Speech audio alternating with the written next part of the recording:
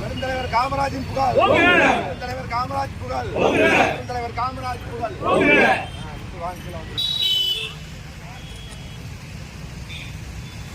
திண்டுக்கல் மாநகர் மாவட்ட காங்கிரஸ் சார்பாக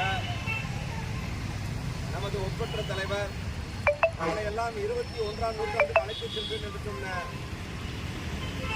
பாரத ரத்னா அமரர் ராஜீவனுடைய 81வது பிறந்த நாளை முன்னிட்டு இன்று மலர் மரியாதை செய்ய உள்ளோம்.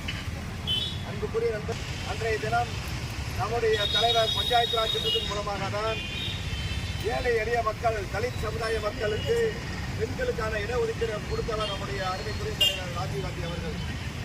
18 வயது நிறைவில் நம்முடைய தலைவர் ராஜீவ்காந்தியுடைய பிரதமராக இருக்கின்ற தலைவர் ராகுல் காந்தி அவர்களுடைய உழைப்பு என்பது சாதாரண உழைப்பு கிடையாது. ஏன் இந்திரா காந்தி அம்மையார், ராஜீவ்காந்தி அம்மையார் கூட மிக எளிதாக பிரதமராக வந்துவிட்டார்கள். ராஜீவ்காந்தி கூட 40 வயதிலாக அருமைக்குரிய தலைவர் ராஜீவ்காந்தி அவர்கள் வந்துவிட்டார்கள். ஆனால் நம்முடைய தலைவர் ராகுல் காந்தி அப்படி அல்ல.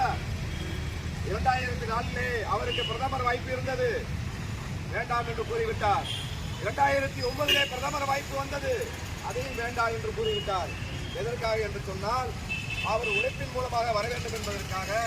இன்று வரை எந்த ஒரு தலைவரும் மகாத்மா காந்திக்கு அப்புறம் ஒரு மிகப்பெரிய நடவடிக்கை போன்றவர் யார் என்று சொன்னால் நம் அருமை தலைவர் ராகுல் காந்தி அவர்கள். ஆனால் நம் தலைவர் 4080 கிலோமீட்டர் நீண்ட நடைப்பயணத்தை உருவாக்கி இந்த தேசத்தில் இருக்கின்ற அனைத்து மாநிலங்களிலும் தன் காலால் அமர்ந்தவர் நம்முடைய அருமை தலைவர் ராகுல் காந்தி அவர்கள். அது மட்டுமல்ல, இன்று மிகப்பெரிய RSS பாஜக கொலைகாரன் சிந்தனையில் நின்று கொண்டிருக்கின்றார். வாக்கிற்கு மூலமாக ஆட்சியை பிடித்துக் கொண்டு இந்த ஆட்சி மிகப்பெரிய அமலங்களை கொண்டிருக்கின்ற இந்த மோடியை இருந்து அவர் உயிருக்கு அச்சுறுத்தல் இருக்கிறது. அவர் சொல்லுகின்ற பாதையெல்லாம் இந்த மக்களுக்கு என் அருமை தலைவன் ராகுல் காந்தி அவர்கள் கண்டிப்பாக